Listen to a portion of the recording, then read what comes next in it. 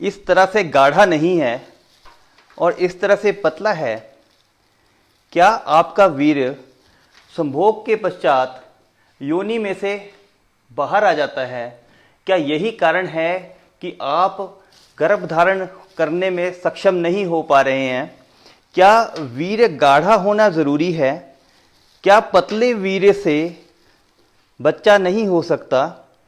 ये आज सवाल है जिसका हम जवाब ढूंढेंगे। बेसिकली क्या है कि बहुत सारी भ्रांतियां हैं वीर्य को लेकर के, और बहुत सारे लोगों का ये मानना है कि अगर वीर्य गाढ़ा नहीं है तो हमारे को संतान पैदा करने में, प्रेगनेंसी होने में प्रॉब्लम आएगी।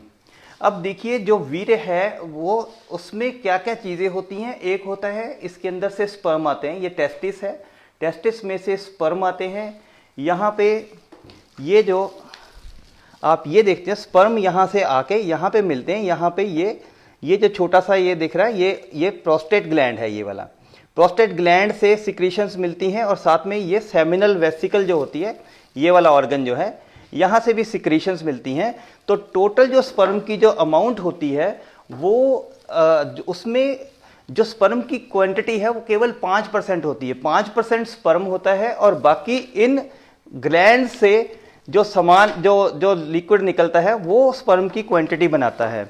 अब स्पर्म की क्वांटिटी कितनी होनी चाहिए, ये देखिए, ये हमारे उसमें लिखा हुआ है, मेडिकल साइंस में ये माना जाता है कि अगर 1.5 ml से ज़्यादा आपका स्पर्म है तो आप संतान उत्पत्ति कर सकते हैं, बच्चा होने में कोई दिक्कत नहीं आएगी। 1.5 ml कितनी क्वांटिटी होती है ये देख लीजिए। अगर आपका सीमन इससे कम ज़्यादा है तो आपको बच्चा पैदा करने में कोई प्रॉब्लम नहीं आएगी। लेकिन लोगों का ये मानना होता है कि सीमन की क्वांटिटी उनकी कम है तो शायद बच्चा नहीं हो पाएगा। अब होता क्या है, जब संभोग के टाइम ये जो है टेस्टिस, इससे जो है स्पर्म निकलते हैं। स्पर्म निकल के यहाँ पे पहुँचते हैं। यहाँ पे सेमिनल वेसिकल जो है, ये इस वाले ग्लैंड से इसमें तरल पदार्थ मिलता है, और साथ में प्रोस्टेट सिक्रीशंस, ये वाला प्रोस्टेट ग्लैंड है, इसकी सिक्रीशंस मिल के पूरा सीमन बनाती हैं। सेमिनल वेसिकल्स में से जो लिक्विड आता है उसके कारण ही मेन वॉल्यूम उसका बनता है। ये केवल स्पर्म उसमें केवल 5% या उससे भी कम होते हैं। बाकी का जो तरल पदार्थ है वो सेमिनल वेसिकल और प्रोस्टेट से आता है। और ये जो हमारा पेनिस है, इसमें से वो ये बाहर निकलता है यहाँ से। तो इसको जो ये वाला रास्ता है, ये पेशाब के लिए भी यही रास्ता है, ये जो आप देख रहे हैं, और ये वाला, और साथ में वीर्य के लिए भी वही रास्ता है। तो इसके अंदर जो पेशाब होता है वो एसिडिक होता है।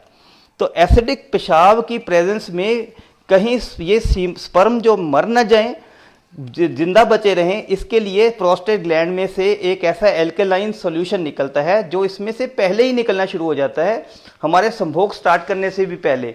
कई लोग उसको मानते हैं, इसको प्री कम बोलते हैं, और कई लोग मानते हैं कि उनको ये एक बीमारी है कि सेक्स करने से पहले या सेक्स की थॉट आने से ही उनके चिपचिपा पानी निकलना शुरू होता है। ये एक नेचुरल प्रोसेस है, कईयों को कम निकलेगा, कईयों को ज़्यादा निकलेगा।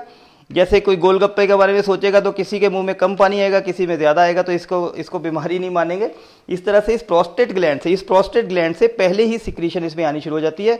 इसका एक और कारण है, जब सीमन वेजाइना में एंटर करता है तो वेजाइना की जो पीएच है वो 4.5 होती है। 4.5 मीन्स बहुत हाईली एसिडिक पीएच होता है, और अगर स्पर्म यहाँ पे पहुंचेंगे तो वो सारे के सारे मर जाएंगे अगर ये प्रोस्टेट ग्रंथि का लिक्विड इसमें साथ में नहीं मिला हुआ होगा।